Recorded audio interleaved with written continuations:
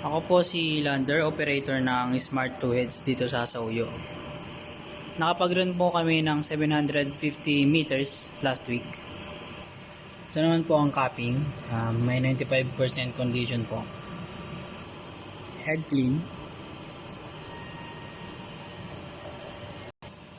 Punasan ang wiper after head clean.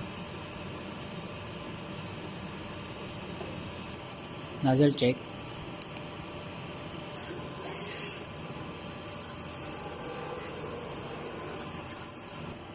Ito naman po ang ink system, nasa tamang level lang. Ito naman po ang ABR at waste tank.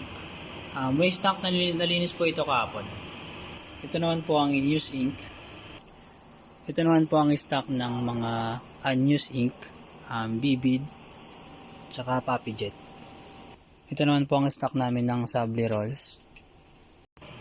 Ito naman po ang nagamit namin na ink sa Cyan, Magenta, Yellow, tsaka Black. Ito naman po ang daily output record namin.